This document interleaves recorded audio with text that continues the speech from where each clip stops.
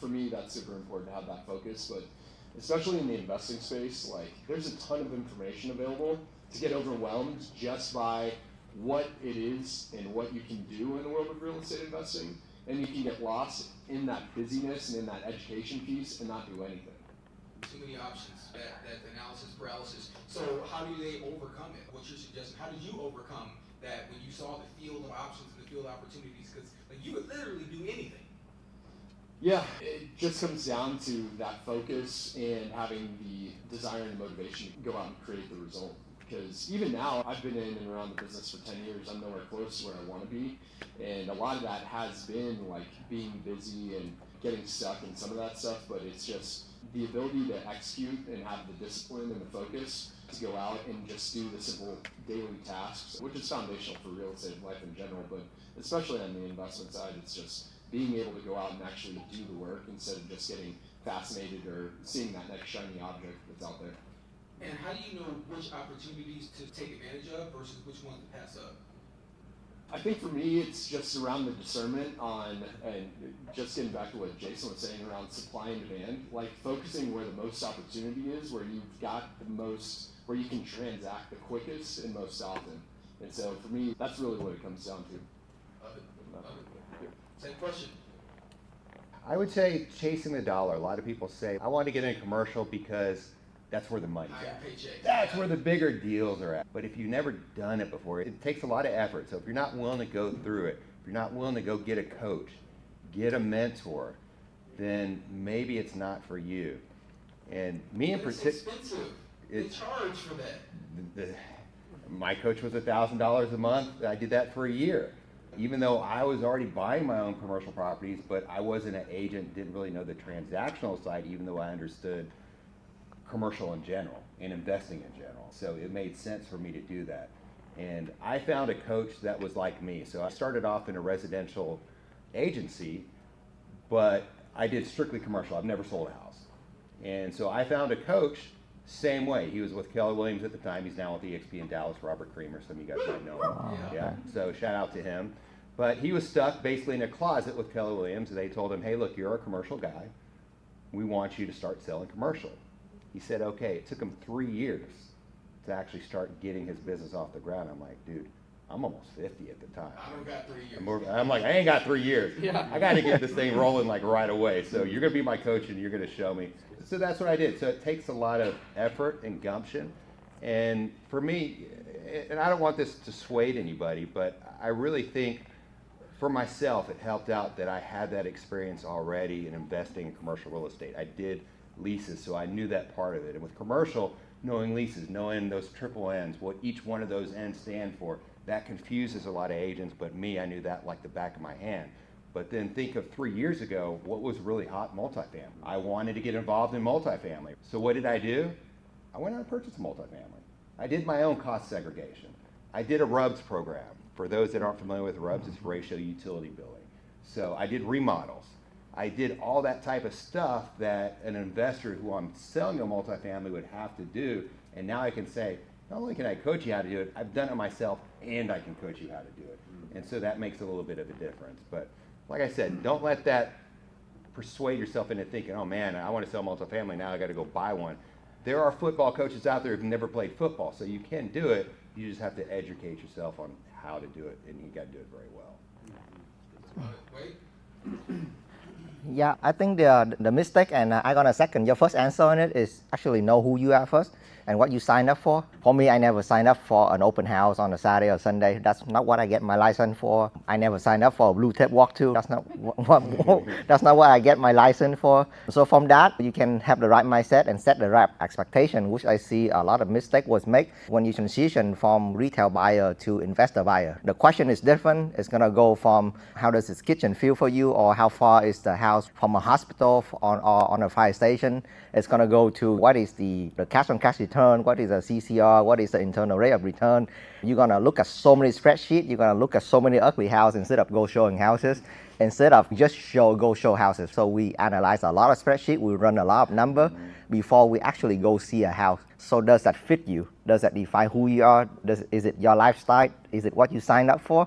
If that's what you like, and sometimes it's dry, there's not a lot of drama involved, it's very dry. And if you like that, you're going to do really well in the investment space. I love it. Okay, keep in mind, no matter what niche you want to be a part of, one thing that is universal is marketing. You have to market yourself, and then you have to market whatever it is you're asking to sell in many cases. So that said, how do agents stand out in your niche as it pertains to marketing? I think there's a good book that I'm going to refer to it. You can write down. It's called How to Become a Top 1% Investment Property Specialist by Bob Ham. I think it starts with competency, just analyzing deal and actually show you, Tony, how to make money instead of showing people, how do I say it? Yeah. If I think a better answer, I will get it back. It's by Bob Ham, How to Become the Top 1% Realtor. Yeah, I'm going to refer to it back. Yeah. There's probably several ways to answer this, but I'll tell a story going back to my coach.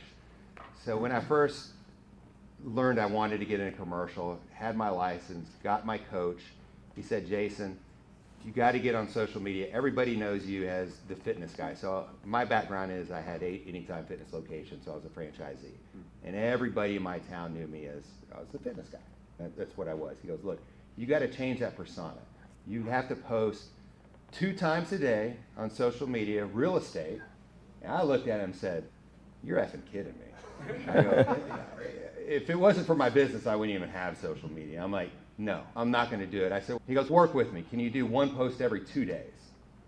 Okay, maybe I can make that work. He goes, do it for 2 weeks. Let's go back and let's meet in 2 weeks and see what happens. I did it for 2 weeks. My very first commercial deal was a guy at my gym, actually. He worked for Love's. He was a manager. He said, look, we're trying to relocate a distribution warehouse from Midland to Houston. Will you go warehouse shopping for me? Hey, perfect, sure, let's do it. My first sale was a $1.7 million warehouse for Love's distribution. So did that pay off? So now I post, and I did a handle.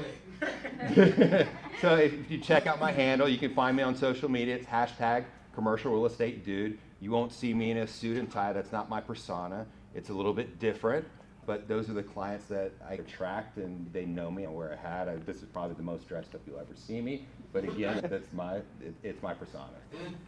Yeah, so I'm big on the social media side. If you don't tell people what you're doing and tell them consistently, they won't know how you can serve them, how they know you can help them. Hold on, that's too big. I don't see enough things moving. Yeah. If you don't tell people, then they won't know. Wow. I mean, it's so simple, but it's profound. How many of us expect people to know who we are and what we do and how we can help them? They don't know until you tell them. Sorry, that was just, I love those simple things. Yeah, and that's the case too. And that's the thing with real estate and if you're working with new agents, like real estate's not an entitlement business. Just because we get licensed or just because I know I'm doing real estate, that doesn't mean anything to anybody else. It's like, how can I help somebody else move forward in that? Social media is like the most effective tool that we have. It's free. You can use it as much as you want, and it's hyper effective. It's like the return that you get on investing into social media to put out a 1-minute clip and 1,000 people will see it. There's no better return than that. So social media is super important, but I'm a networker and connector. I love being in rooms with people, okay? So like if you see me around town, especially when I got started, I was going to real estate events like 4 or 5 nights a week. Now I've got kids and don't have that much time, so I'm more targeted in that, but real estate is a relationship business. You've got to get out and build relationships with people, and especially key partners and people that are established in the real estate business. And you do that by going to events, getting in rooms like this, and being very specific and targeted in what events that you're going to or that I'm going to, so you can build those relationships, because the people have the business, and the people in real estate, especially the longer that you're in it, that pool gets smaller.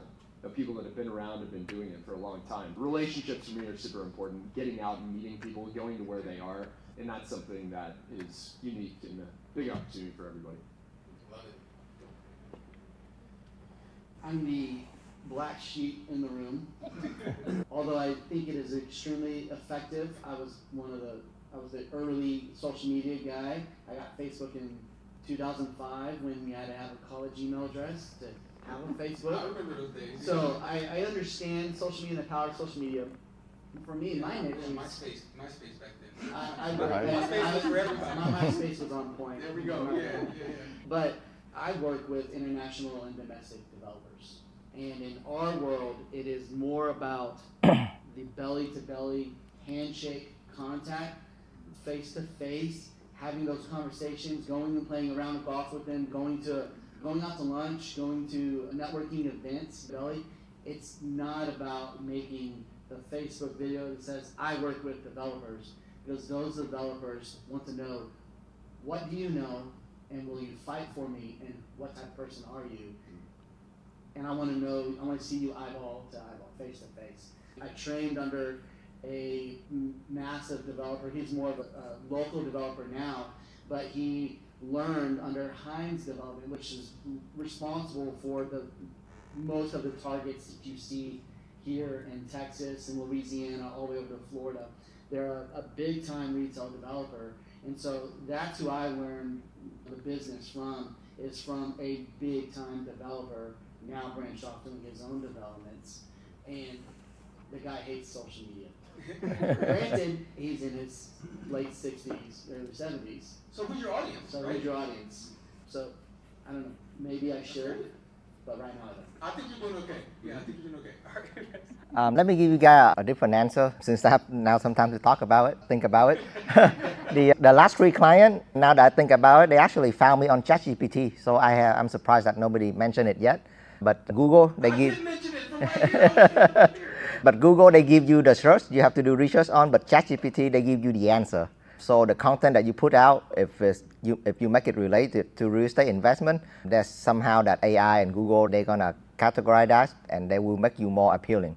So I would say if you type Houston investment property specialist in ChatGPT or in Google, I'm one of the few guys that show up. So I would encourage you for your homework, whatever you want to specialize in, figure out who show up on Google, who show up on ChatGPT, and then ask ChatGPT, hey, how do I show up like them?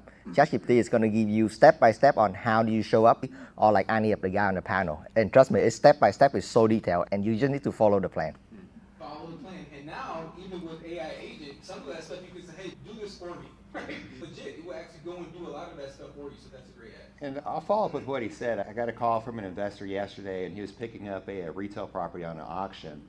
And he got my number, and he just asked, hey, what's the leasing like in this town? Can you lease this property out? I'm looking to buy it under auction. So he was basically looking for advice. I'm like, how'd you get my number? I just Googled commercial agents in League City, and your name popped up. I don't know how it popped up. I don't pay for ads, but I am on social media. I post. I got a page. And so maybe all that stuff worked. I probably need to do what he said and go to ChatGPT and figure that stuff out. But and the easiest thing of all, no matter what your niche is, pick up your effing phone. I can tell you I've gotten probably 2 listings where somebody says, I've called 5 brokers. No one answered their phone but you. It was a Friday evening, and guess what? I got the listing. So I'm curious about that. Commercial broker. On the commercial side, so I've heard this here and there on the residential side, but it's definitely on the commercial side. Yeah. That is a major. They don't pick up the major phone. thing. Why is that? I've always wondered, and no one will give me a straight answer. Because you got enough money, and like people just don't want to answer. Like, Yeah, what's the commercial deal? broker don't pick up the phone. So we're a tight-knit group in a way, and if they see a residential agent calling, no offense, but sometimes, and not me, I'll answer my phone to anybody. In fact, a lot of my business comes from, I'd say probably 50% of my business probably comes from residential referrals. The other 50 come from my developers that I'm constantly working with. But so I'll answer my phone, but a lot of them, if they see residential agent, they think it's going to be more work for them. They're going to be doing double the work. They're going to have to educate. They're going to have to basically be doing the entire transaction. So for some reason, and that was, you could ask my wife, my first year in the business before I knew anybody, I was frustrated. I was ready to quit. I'm like, this sucks. Nobody will answer my calls. But then once people started to get to know me, they trusted me, they saw me in transactions. Now it's a little bit easier. I know most of the agents. That's the first thing I do. I look at the contact. Oh yeah, I know this guy. Cool. I'll be able to get a showing. So again, that's another reason. If you're not in that commercial world, it might help to get a contact with somebody who is.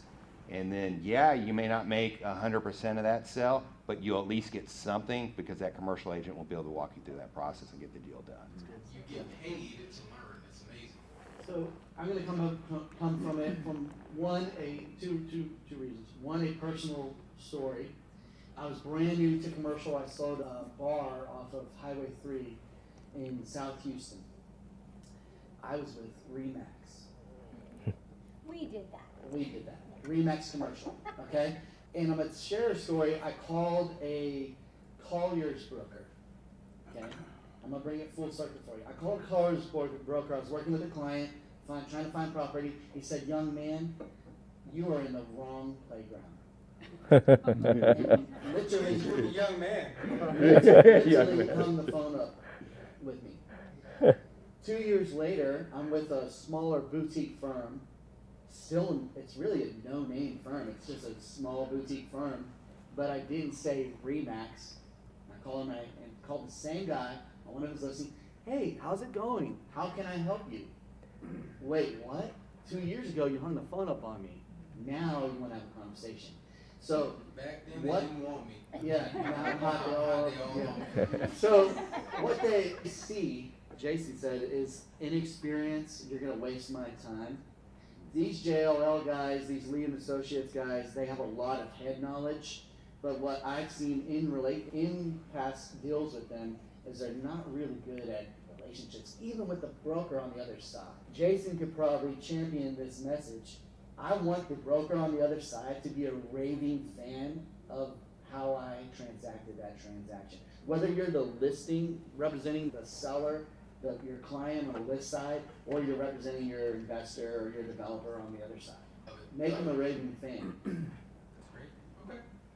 All right. Now, since we have commercial and we have investment focus up here, what are some core due diligence questions that you always should ask? Wait, this is written poorly. Okay. What core due diligence questions should agents always ask to commercial clients to ensure informed decisions? Are you purchasing this with cash? Or are you going to need to raise debt? Or are you going to be using debt to purchase the property? When I say debt, meaning do you need a lender? Yeah. Or are you raising debt, like we get this whole room together and everybody puts $10,000 in and we buy the property together. So are you raising capital or are you using debt to purchase property? Or is it your cash and it's a quick, easy deal? Love it. Good one. I think due diligence. I think just piggybacking off what he said, and it really depends on the asset that they're looking for, so that's a really hard question to ask without more specifics. If it's a multifamily deal, if they're buying a shopping center, we can talk about rent rolls, we can talk about cap rates, we can talk about stability. We go 1,000 directions with this. Let's say for multifamily and then maybe for retail. For multifamily, I'd ask them, what are they looking for? Are they looking for a property that's maybe newer, stabilized, has generating income, is going to be less problematic? You're going to make less money because those properties are going to be a less cap rate, which means there's less net profit. Or are they looking for something that's maybe a fixer-upper, where they can go in, do renovations, they'll get it at a good rate, it's going to be an increased cap rate, which means they're going to have a huger net profit, but they also have the ability to appreciate that property a little bit better. What are they more apt to? Are they okay with fixing properties up? Some people don't want to mess with that. Or maybe they're a contractor and fixer up themselves and don't mind that. That's what they're looking for. So it really depends on the types of property that they're looking for. And same thing with retail. Are they looking for a property that's fully stabilized, rent, has good national tenants? You might pick that up at a 4% cap rate, which for those who aren't familiar, it's basically the same thing as a rate of return, just a snapshot of 1 year. So the past 1 year of that rate of return. Or are they looking for a property that maybe is 50% unoccupied, has had some problematic tenants, but they don't mind going through lease ups, getting this thing back up to speed. So yeah, they're going to get it at a discounted rate, and there's more upside to that property, but there's also going to be more work to it as well. So what's their appetite for whatever investment they're looking for? Can I answer from the development side? Absolutely. Recently, I've been working with a large indoor sports developer. They're looking to build up to 450,000 square foot of space. So the amount of usable land is extremely important in this land acquisition. What I mean by that is we were looking at a property off of 45 in Clear Lake City Boulevard, and we're like, wow, it's such a great price. You should have a red flag. We're off of 45. Why is it priced so well? Come to find out, it's because Exxon has old wells on the property, which you can't build within 150 square foot radius, or 150 foot radius. From that, there's old gas lines, there's old oil, there's all kinds of pipes, underground pipes that are run, that you have to make sure that I have to make sure that I can build under a certain impact rating. Can I put a parking lot? Yes. Can I go vertical? No. Is it usable land? So when you take 40 acres and you have all these things going on, now you may be down to 10 acres because you have drainage you have to deal with. And all kinds of these codes. Harvey really screwed developers. Where it used to be minimal drainage requirements, now they need, depending on the county, 10,000 to 12,000 square foot of drainage requirements per acre. Wow. So it just depends. Yeah. All right. Anybody else on due diligence? I can, yeah. On the residential investment side, I think it's a little bit simpler. I think real estate is math. Real estate is math, and if you just get the number right, eventually, if you make some mistake, things will work itself out. There's a lot of variable, the IRR cap rate, but we usually look at the cash on cash return. So how much money you put in, and for that money that you put in, how much money that you're getting out per year. So that's the number one factor that we looked at. If you get this number right, if the property can fit itself, if it's positive cash flow, and even if you make mistake, eventually it's gonna buff itself out. It's really surprised me that there's still a lot of real estate agents out there. They still telling the client to buy the property that say, hey, even if it's negative cash flow a little bit, it's gonna be fine. Even if you fit it a little bit, real estate will go up. You're gonna get the appreciation. You're gonna get the tax depreciation. I think that's a recipe for disaster. Yes, we get appreciation. Yes, we get the tax benefit, but the property have to be able to fit itself. You have to have positive cash flow. If you don't, and then it's just gonna ding a hole in your pocket every single month, and you're gonna get really tired of it. Cash flow is king. Yeah. The most important thing, like especially in the investment space, you'll have a lot of people reach out to you. They're like, hey, I want to invest. So what does that mean? And so the important thing up front is you've got to have some wisdom, some discernment, how to qualify people that you get to work with. The beauty of real estate is we get to choose who we work with. Like, I think and that's one of the postures that I share with our team, and for all of you, it's like people have the opportunity to work with you. People have the opportunity to work with Austin, Jason, when they've got the opportunity to work with you in your experience. Austin, Dallas, whatever. Wrong city. That's my problem. Did I call you? He called him Austin. Oh, sorry. Houston. So, anyway, my bad. But no, people just have the posture, because my background and experience is in wholesaling acquisitions, and the knowledge and experience that I have, nobody else has that. Your experience is unique to you, and people have the opportunity to work with you. Because for me, on the investment side, why I love working with real estate investors is I only need to work with 5 or 10 that are active. So what that means is, active for me is I've got to be sure I know how to qualify them. Not they're just telling me I want to do it. Have you done it? What are you looking to do? Are you qualified? Do you have the financing? Do you have the cash on hand? Do you know what lenders you're working with? What banks you're working with? And those are very simple upfront questions. It's not an accusation of someone. It's, hey, tell me who you're working with. What hard money lender are you working with? What bank do you work with?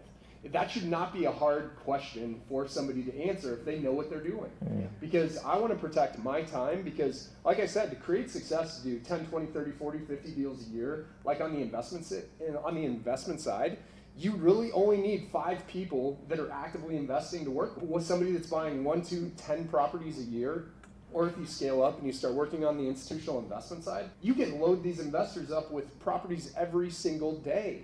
But the important thing is, you've got to make sure you're working with the right person that's in alignment with your business and doing what you want to do so you can help them get to where they want to go. And I think that's the same on the commercial side. It's working in these niches, you don't need to work with thousands of people. You get to work with a small, select group that you qualify, build a relationship, and then you work with them to build their business and work with them. That's where all the transactions come. So I love it. So you're interviewing them for the privilege of working with you. Yeah. I love it. So you almost can't have any sort of real estate panel or any sort of seminar or training of any kind without bringing up AI. As it should be, AI is changing the game. How is AI impacting your specific niche that you work in? Positive, negative, both, whatever. I've geeked out a couple of times on running analytical reports for certain assets. Definitely, because when I heard you guys talking about running due diligence, I was like, I'll just add ChatGPT. I'm not going to do any of this stuff. I still have it. I have an Excel sheet where I plug in numbers, but I've been tooling or playing around with ChatGPT and plugging in those same numbers and same model. I even uploaded my Excel sheet based off of this model and formulas, and then you plug in numbers and it spits it out real fast. Is it accurate? It's been pretty within cents. It's been pretty accurate. Interesting. But before you pass it, I'm curious. Dallas. Austin's my brother. So I have a question though. What do you feel that the role of a commercial agent will be? So one of the big things at least on the residential side, that can help agents to feel secure even in the AI environment is that it's the people side of it. It's the relationship side. So what do you feel like protects a commercial agent in this new AI world where you can just go, hey, find me a property, all right, run the due diligence, okay, let's talk about submitting an offer, write up an LOI, and do the whole thing. And it can do all that stuff for you. What do you need an agent for? So and I'm a raving fan now of EXP. I used to not want to be. I did not want to be a part of a resi commercial company, but I'm here now. You're not. We're a totally different company. You knew me before. You know me once.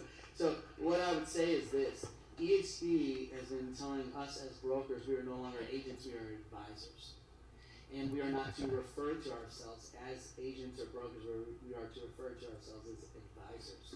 And when I That sounds like Sean Murphy. He's the one that said that. well, it works. So when I speak to my clients as advisor, okay, and I'm working with a developer and I'm speaking to clients from Dubai, from other parts of the world that are looking to develop here in the US, and I say I will be your advisor from the land acquisition side all the way through to so we're going to do horizontal development, vertical development, and I'm going to stay on board if you choose to have me, and I will be your advisor from day one until you sell this asset. There's just a certain type of feel and response that you get from the opposite side when you say, I'm your advisor and I'm not just your agent. Love it. Yeah, I think AI is the most powerful tool you can use and build into your business. Just like social media, AI is that next evolution. For me, it can do analysis, social media, wordsmithing, asking questions, just like how to navigate through situations in a deal or on the investment side. Like, you can train up your ChatGPT to be the commercial expert, the investing expert. Like, we've got a specific chat just for investment that my mentors and partners that I'm partnered with at EXP, like, they load up their entire knowledge base, their inventory, the books they've written. So it's like the hub. Instead of me having to go to Chris or Brant, I go into their chat and all their information is in there. It's like quicker, more effective, efficient, and it'll tell me what steps to walk through or how to evaluate it. It's just a more efficient, effective resource that I get the opportunity to use and continue to build. I don't know everything, like you talked about the agent stuff and programming it out. There's just so much available inside of that. So AI. To be honest, I haven't used it to its fullest capability just yet. I have used it for analysis, which it's worked great with. We're in the process of buying an RV park now. And of course, my insurance rates are going to differ from the current owner's insurance rates. Same thing with his taxes. I know my taxes are going to go up once I purchase the property, so I uploaded all that stuff. I already had it figured out myself, but I'm like, let me see if ChatGPT does any different. And it did. It actually did a lot quicker than what I did. But so I use it almost as a check and balance. A lot of emails as well. I can spit that out and it talks a lot better than I do. For my listings, people say, you got a way with words. I'm like, thank you. I'm so smart. But where AI cannot replace you, like I said, probably 50% of my business comes from the residential agents, but 50% of my business also comes from developers. So I work really big in the Indian community. I'd say one of my biggest developers will be the biggest employer of Galveston County next year. We do hospitals, we do ERs. AI is not going to teach you about land use. They're not going to help you go and get that SUP permit that you need. They're not going to help that other broker answer the phone for you. He, a lot of times, knows where he wants to go. He'll say, Jason, I want this property, go get it. And so that's what we do. And he doesn't want to spend all day trying to get in touch with this broker that's not calling him back, by the way, or not answering his phone. He'd rather have me do that. He doesn't have time. He's a doctor. He doesn't have time for that. So AI cannot replace that necessarily, I don't think. It has to be that face-to-face. And we're talking about, especially on the investment side, the commercial side, yes, residentially as well, this is the largest investment that people make typically. Certainly on the residential side, but even commercially, and people have hundreds of thousands, millions of dollars tied into these investments. So I think that one of the things as well, and feel free to agree or disagree, but when you're putting that kind of money into a deal, you want one chest to poke, one throat to choke, right, when things go sideways. So I think that's another piece that can help us as well.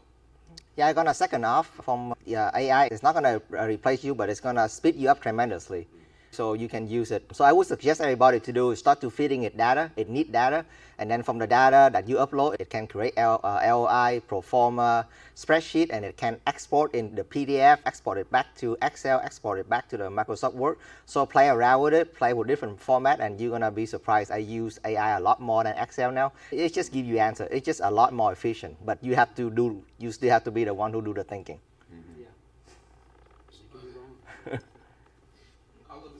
What distinguishes a successful commercial or investment agent / advisor / broker from a poor one? What makes the best of the best stand out in your field, in your niche?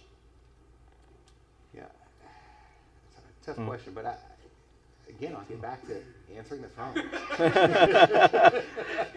That's the easiest one. You are like, you're above 75% of the people just by answering that freaking phone. Just do it.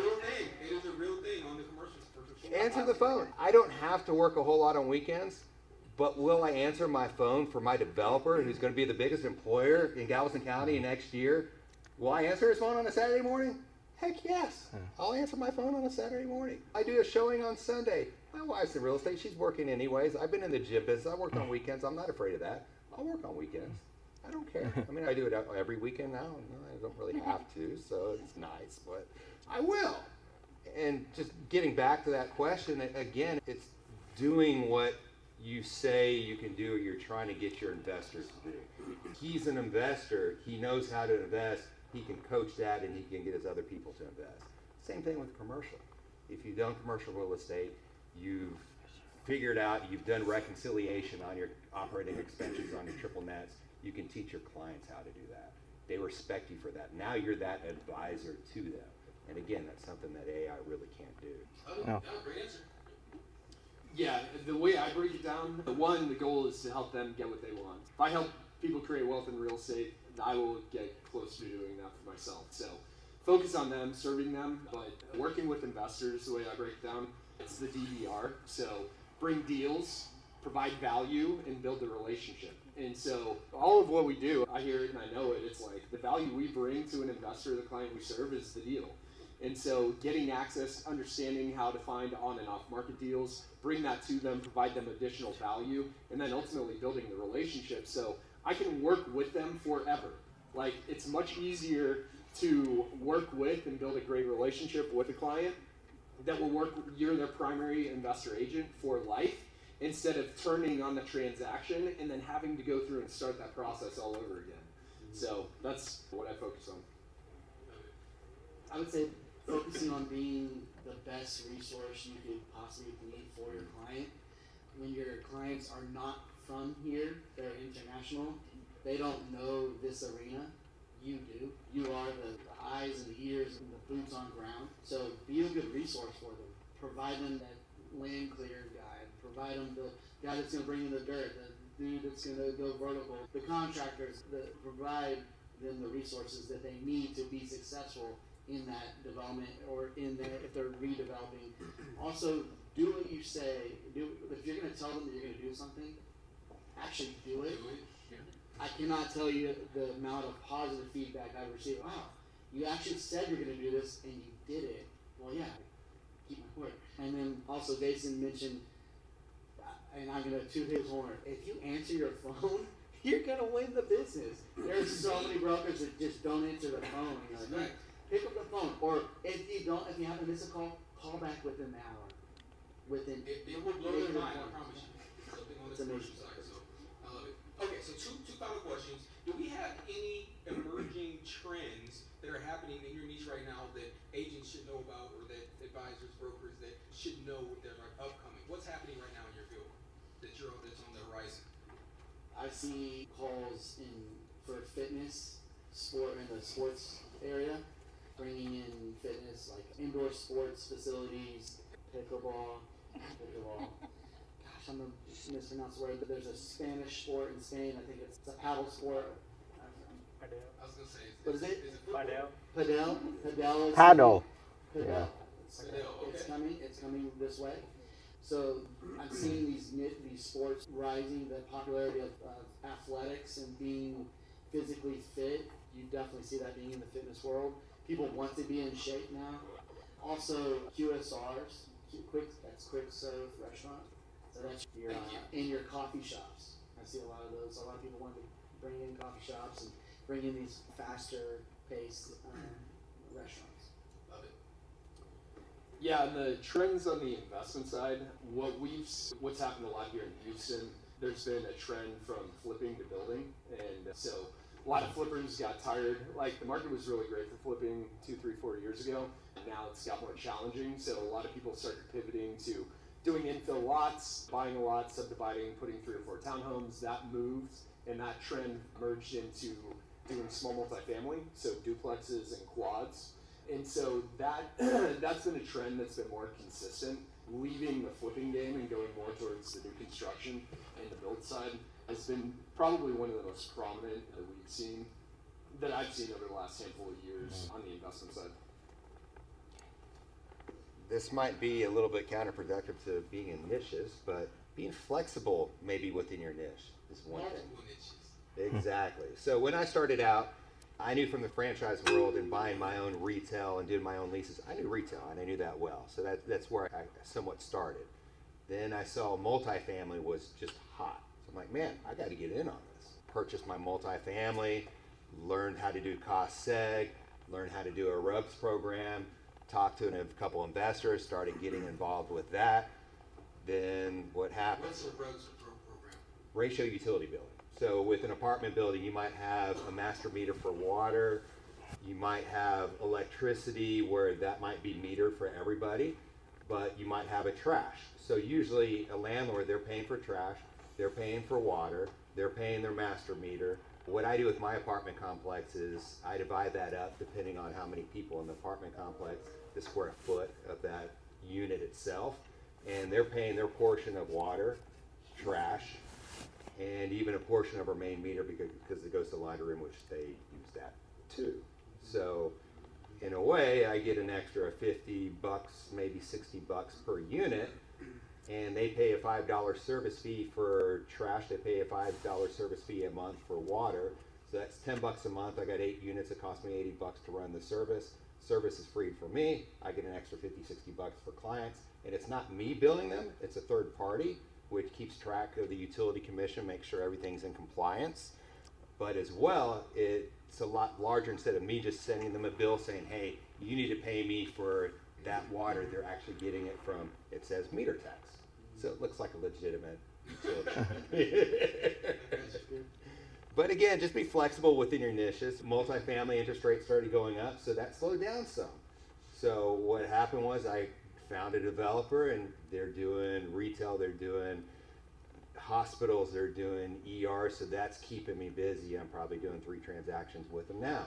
So I've shifted my way through. I'll still do multifamily, it comes along, but it's not necessarily my main focus anymore. So on my end, I see the rise of ADU, additional dwelling unit.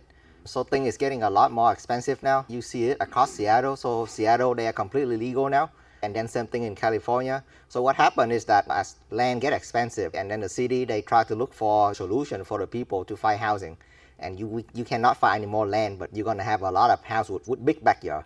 So the city, so start to legalize. You can actually put a house on your backyard, separate the meter, and actually have a legal address, right, on your backyard. So what I suggest if you want to focus on this niche is actually look for land. It's gonna come to Houston sooner or later.